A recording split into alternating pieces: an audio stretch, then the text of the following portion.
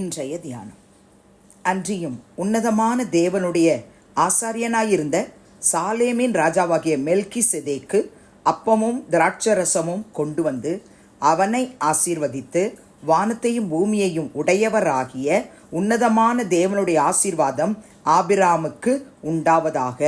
உன் சத்துருக்களை உன் கையில் ஒப்புக்கொடுத்த உன்னதமான தேவனுக்கு ஸ்தோத்திரம் என்று சொன்னான்.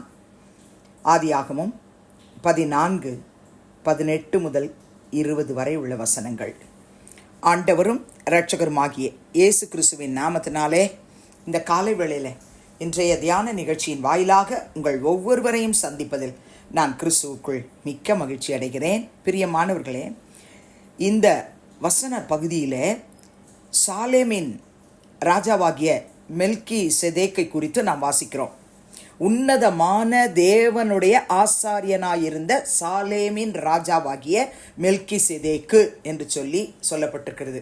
இது ஆண்டவராகிய இயேசு கிறிஸ்துவுக்கு நிழலாட்டமாய் எழுதப்பட்டிருக்கிற வேத வாக்கியம். பிரியமானவர்களே, இந்த ஆசாரியனாயிருந்த சாலேமின் ராஜாவாகிய மெல்கிசேதேக்கு ஆபிராமுக்கு அப்பமும் திராட்சரசமும் கொண்டு வந்து அவனை ஆசீர்வதிக்கிறாரு. வானத்தையும் பூமியையும் உடையவராகிய உன்னதமான தேவனுடைய ஆசீர்வாதம் ஆபிராமுக்கு உண்டாவதாக என்று சொல்லி ஆசீர்வதிக்கிறார்.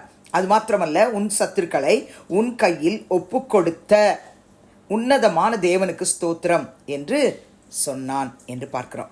இவனுக்கு, அதாவது மெல்கிசேதேக்குக்கு ஆபிராம் எல்லாவற்றிலும் தசமபாகம் செலுத்தினான் என்று நம்ம பார்க்கிறோம். பிரியமானவர்களே, இந்த 19ஆம் வசனத்தை இன்றைக்கு நாம் தியானிக்க போகிறோம். மெல்கிசேதேக்கு ஆபிராமை ஆசீர்வதிக்கிறார். கர்த்தருடைய பிள்ளைகளே, ஆண்டவராகிய இயேசு கிறிஸ்து ஒவ்வொரு கர்த்தருடைய பிள்ளைகளையும் அவர் அதிகாலையிலேயே தம்முடைய ஆசீர்வாதத்தினாலே ஆசீர்வதிக்கிற தேவனாய் இருக்கிறார். மகளே, மகனே என்று சொல்லி நம்மை ஆசீர்வதிக்கிறவராய் இருக்கிறார். இங்கு மெல்கிசேதேக்கு எப்படி ஆபிராமை ஆசீர்வதித்தார்? வானத்தையும் பூமியையும் உடையவராகிய உன்னதமான தேவனுடைய ஆசீர்வாதம் ஆபிராமுக்கு உண்டாவதாக.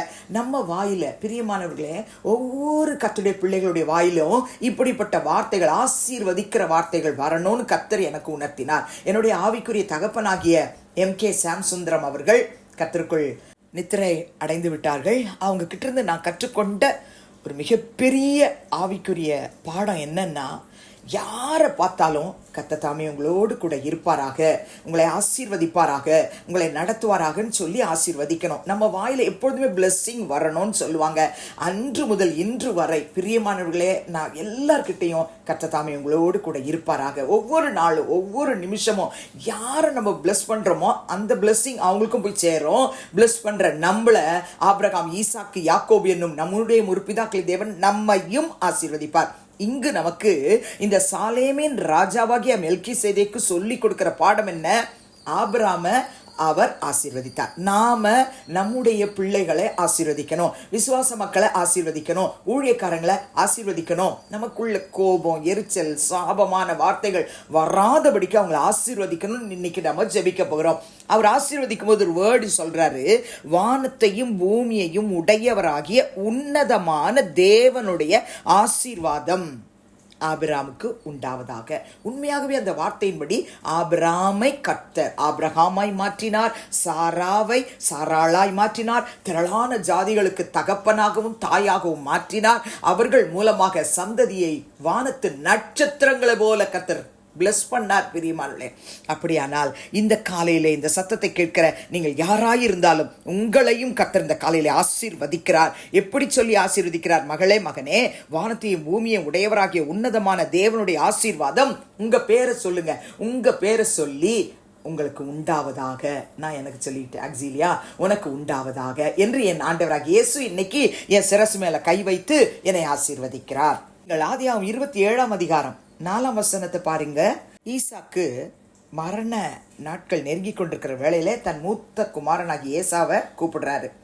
மகனே, நான் முதிர் வயதாயிட்டேன், என் மரணம் என்ன நாளில இருக்குன்னு எனக்கு தெரியாது. அதனால நீ போயிட்டு வனத்துக்கு போய் எனக்காக நீ என்ன செய்ய, வேட்டையாடி எனக்கு பிரியமா இருக்கிற ருசியுள்ள பதார்த்தமா சமைச்சு நான் புசிக்க, மரணம் அடைவதற்கு முன்பதாக என் ஆத்துமா உன்னை ஆசீர்வதிக்க என்னிடத்துல கொண்டு வா. நான் உன்னை ஆசீர்வதிக்கணும், நீ கொண்டு வா அப்படின்னு சொல்றார். இதே ஆதியாகமம் 27 25 29 வரைக்கும் உள்ள வசனத்தை வாசித்து பார்ப்பீர்கள் என்று சொன்னால், மூத்த மகனாகிய ஏசாவை போல இளைய மகனாகிய யாக்கோபு தன் தாயினுடைய ஆலோசனையின்படி வேஷம் மாறி அவங்க அப்பாவுக்கு பிடிச்ச அந்த சமையலை செஞ்சு அவங்க அம்மா கொடுக்குறாங்க. அப்போ யாக்கோபு அதை கொண்டு வரார். கிட்ட வந்து அவருக்கு வேண்டிய அந்த ஆகாரத்தை வைக்கிறாரு. அவங்க அப்பா ஈசாக்கு வயதான காலத்தில் அதை புசிச்சிட்டார். பிற்பாடு திராட்சை ரசம் அவனுக்கு கொண்டு வந்து கொடுக்குறான், அதையும் குடிச்சிட்டார். அவன் தகப்பனாகி ஈசாக்கு இப்போ யாக்கோபை பார்த்து, என் மகனே நீ கிட்டவா, என்னை முத்தம் செய்யின்னு சொல்கிறார். அவன் கிட்ட போய் அவனை முத்தம் செஞ்சான். அப்பொழுது அவனுடைய வஸ்திரங்களின் வாசனையை மோந்து பார்க்கிறார் ஈசாக்கு. இதோ என் குமாரனுடைய வாசனை கர்த்தர் ஆசீர்வதித்த வயல்வெளியின் வாசனை போல இருக்கு. தேவன் உனக்கு வானத்து பனியையும் பூமியின் கொழுமையையும் கொடுத்து மிகுந்த தானியத்தை திராட்சை ரசத்தையும் தந்தருள்வாராக. ஜனங்கள் உன்னை சேவிக்கவும் ஜாதிகள் உன்னை வணங்கவும் கடவர்கள். உன் சகோதரருக்கு எஜமானாய் இருப்பாய். உன் தாயின் பிள்ளைகள் உன்னை வணங்குவார்கள். உன்னை சபிக்கிறவர்கள் சபிக்கப்பட்டவர்களும் உன்னை ஆசீர்வதிக்கிறவர்கள் ஆசீர்வதிக்கப்பட்டவர்களுமாய் இருப்பார்கள் என்று சொல்லி அவனை ஆசீர்வதித்தான் என்று பார்க்கிறோம். இன்றைக்கு நம்ம ஒரே ஒரு காரியத்தை தான் நம்ம தியானிச்சிருக்கிறோம். யாரை ஆசீர்வதிச்சது? மெல்கிசேதேக்கு ஆபிரகாமை ஆசீர்வதித்தார். ஈசாக்கு தன்னுடைய மகன் யாக்கோபை ஏசான்னு நினைச்சு ஆசீர்வதிக்கிறார். தொடர்ந்து வேதத்தில் அநேகரை ஆசீர்வதிக்கிற காரியங்களை நீங்கள் தியானம் பண்ணுங்க பெரியமார்களே. நம்ம வாயில் எப்பொழுதும் கர்த்தருடைய ஆசீர்வாதம் இருக்கணும். நம்ம வாயில் எப்போ பாரு சபிக்கிற அந்த சாபமான வார்த்தைகள் இருக்குமானால் இன்றைக்கு ஒப்பு கொடுத்து ஜெபிக்கலாமா? பரிசுத்தமுள்ள பிதாவே, இயேசு கிறிஸ்துவின் நாமத்தில் உடைய சமூகத்துக்கு நாங்கள் வருகிறோம். எங்கள் வாயிலே, எங்கள் மெல்கிசேதேக்கின் வாயிலே எப்படிப்பட்ட ஆசீர்வாதம் இருந்ததோ, வானத்தையும் பூமியை உடையவர் ஆகிய உன்னதமான தேவனுடைய ஆசீர்வாதம் உங்களுக்கு உண்டாவதாக என்று சொல்லி நாங்கள் ஆசீர்வதிக்கத்தக்கதாய் எங்கள் வாயை நாவை கிருபையுள்ள வார்த்தைகளால் நிரப்புவீராக. ஈசாக்கு எப்படி ஆசீர்வதித்தாரோ அந்த ஆதியாகமம் 27 25 29 வரை உள்ள வசனத்தின்படி அப்படியே நாங்கள் ஒவ்வொருவரையும் மனதார வாழ்த்தி ஆசீர்வதிக்க எங்களுக்கு கற்றுத்தாரும். சபிக்கிற வார்த்தைகள் எங்கள் வாயிலிருந்து எடுத்து போடும். ஒவ்வொருவருக்கும் கர்த்தர் இந்த கிருபைகளை கொடுத்து ஆசீர்வதிக்க போறதுக்காய் ஸ்தோத்திரம். துதிகன மகிமையை உமக்கு செலுத்துகிறோம் இயேசுவின் நாமத்தில் பிதாவே, ஆமென். கிறிஸ்துவுக்குள் பிரியமானவர்களே, இந்த நாளில் கர்த்தர் தாமே உங்களோடு கூட இருப்பாராக, உங்களை ஆசீர்வதிப்பாராக, உங்களை நடத்துவாராக. ஆமென்.